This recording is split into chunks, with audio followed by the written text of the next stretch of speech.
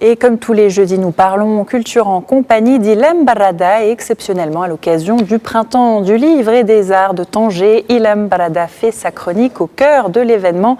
Bonsoir Ilham. Bonsoir Hanan. Vous êtes en compagnie de deux invités. Dites-nous. Oui, alors comme vous dites, effectivement, je suis au cœur de cet événement. C'est la 23e édition du Printemps des Arts, donc du Livre et des Arts de Tanger. Aux alentours de 17h, il y a eu donc l'ouverture officielle avec bien sûr les discours conventionnels, mais quand même un petit concert donc de Touria Hadraoui. En ce moment, je me trouve à la Galerie de la Croix où a lieu le vernissage d'une exposition qui s'appelle l'Aventure, puisque le thème de cette année n'est autre que l'aventure. Et pour nous parler de cette édition, je suis effectivement avec l'Arbi Armiki, président de l'association Action culturelle, Tanger Région Action culturelle. Arbi Armiki, bonsoir. Bonsoir. Merci beaucoup donc d'avoir accepté donc notre invitation, parce que je sais que c'est le premier jour, il y a énormément de choses qui se déroulent même en ce moment. Alors cette 23e édition a choisi le thème donc de l'aventure. Parlez-nous un peu de cette édition, sachant pertinemment qu'il n'y a pas que de la littérature. Ah non, il n'y a pas que de la littérature. Cette édition a commencé quand même sur les chapeaux de roue déjà ce matin. Il fallait voir le palais Moulay Hafid qui plein de gamins, c'était vitesse Mac plus 1, vraiment. Donc on a mis l'accent aussi sur la jeunesse. Beaucoup d'activités qui concernent la jeunesse.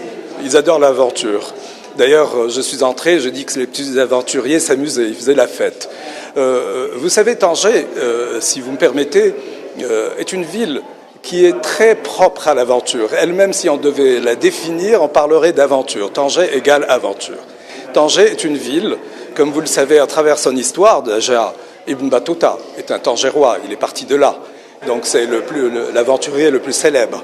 Mais après lui, disons beaucoup de temps après, Tanger est la ville qui a attiré tellement d'aventuriers, justement. À commencer par Paul Bowles, qui a dit « Je ne vais pas à Tanger, je quitte New York ». Mais il allait vers l'aventure, vers l'inconnu. C'était vers la rencontre d'une autre civilisation, d'une autre culture, dans un autre continent dont il ne connaissait rien. Et c'est ça l'esprit d'aventure. Ensuite, on suivit des gens comme la Beat Generation, comme vous savez, Truman Capote, les plus grands gangsters du monde. On n'a retenu que les intellectuels et les peintres et les artistes. Mais même les grands mafieux, ils ont vécu à Tanger. C'est une ville qui a eu une vie aventurière. Alors, l'aventure, donc, elle est au cœur de cette 23e édition. Le salon a toujours voulu être pas seulement ouvert à la littérature, mais aux d'autres arts, parce qu'il y a des expositions, des concerts. Parlez-nous un peu de cet esprit qui s'est développé au cours de ces 23 années, quand même. Alors, au début, on nous reprochait un petit peu d'être un peu select. L'espace aussi est un espace qui est tellement beau qu'il inspire du respect et les gens n'osaient pas vraiment entrer. Donc on a voulu sortir un petit peu de cet écrin qui était magnifique, le palais Moulay Hafid. Mais ensuite, on a voulu transformer ce salon du livre, qui était vraiment, je veux dire, surtout le livre, en une espèce de festival. Un vrai festival, quelque chose de festif, où la musique rencontre l'art rencontre l'écriture rencontre la peinture, et c'est le cas aujourd'hui. Par exemple, nous avons cette belle exposition de photos, mais en même temps une exposition sur un grand artiste sculpteur, Richard Baquier, qui a fait justement une belle statue qui s'appelle l'Aventure. Donc voilà, ce qu'on veut créer, c'est une espèce de grande fête qui dure pendant 4 ou 5 jours et qui inclut aussi bien les jeunes que les moins jeunes, que les gamins qu'on a plaisir à voir en train de sillonner les couloirs du palais Moulay Hafid.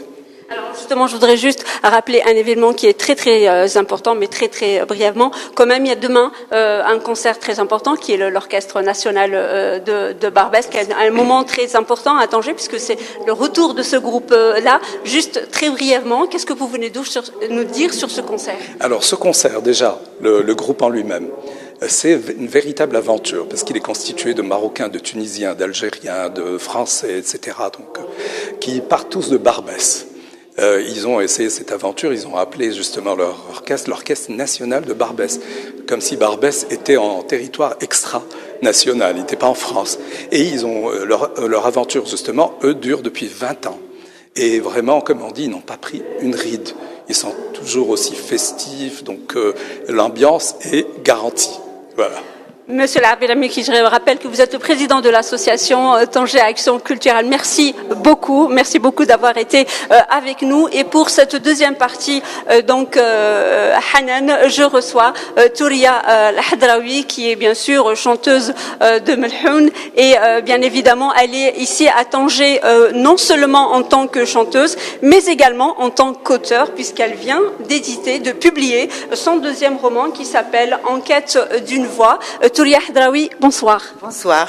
Merci beaucoup d'avoir accepté d'être avec nous, parce que je sais qu'aussi vous aussi votre journée a été longue. Donc vous êtes ici à un double titre. Donc vous êtes aussi chanteuse. Vous avez déjà fait un concert pour l'inauguration de cette 23e édition, mais aussi vous présentez votre second livre, En quête de voix. C'est finalement une aventure que de passer que de la musique à l'écriture. Oui, c'est une grande aventure, mais toute ma vie, c'est une aventure. Même le chant, la découverte du Melhoun, c'est une aventure. Donc, je suis toujours dans l'aventure.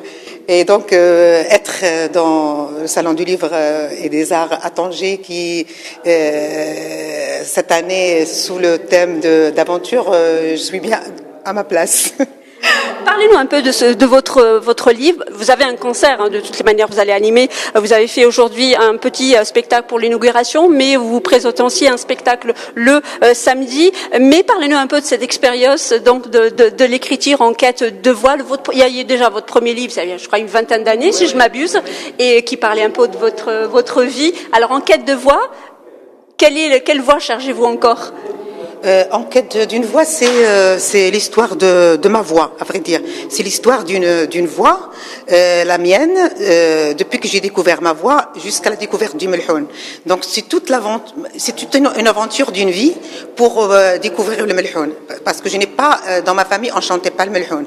Donc c'était un chant que j'ai découvert bien après beaucoup de péripéties, j'ai chanté beaucoup de genres de chants. J'ai fait plein de choses dans ma vie. J'ai milité pour les femmes, j'étais journaliste. Ma vocation était le chant. Et j'étais en train de chercher quoi chanter. Donc j'étais en quête de quelque chose à chanter. Et donc à certains moments de ma vie, j'ai découvert le Melhoun. Donc c'est cette histoire que je raconte dans le livre. Alors justement, le passage de la musique au livre, donc quelle est un peu la passerelle que vous avez réussi à construire autour justement de, j'allais pas dire une double vie, mais c'est deux univers différents. Je crois qu'il y a je suis dans le même univers, à vrai dire, parce que pourquoi j'ai chanté le Melhoun déjà? Parce que j'ai toujours réfléchi à quoi chanter. Je n'ai pas voulu faire un itinéraire normal de chanter ce qui s'offrait à moi. Donc j'ai cherché quelque chose à chanter parce que je réfléchissais. Donc je suis toujours dans un monde de réflexion par rapport à ce que je fais, ce que je ne fais pas. Et donc c'est étant chanteuse qui réfléchit, je finis par écrire ce que je pense. Donc je trouve que mon expérience modeste mérite d'être écrite, et j'étais, à vrai dire, j'étais poussée vers l'écriture. J'ai pas choisi d'écrire. J'étais poussée, il y a quelque chose en moi qui m'a poussée vers l'écriture, par rapport à mon premier roman et par rapport à mon deuxième roman. Alors, est-ce que je peux abuser un peu de votre patience et vous demander juste de nous chanter un extrait, parce que tout à l'heure vous avez chanté, c'était magnifique. Est-ce que vous pouvez nous chanter un tout petit extrait de Melhoun? Avec plaisir, je vais essayer.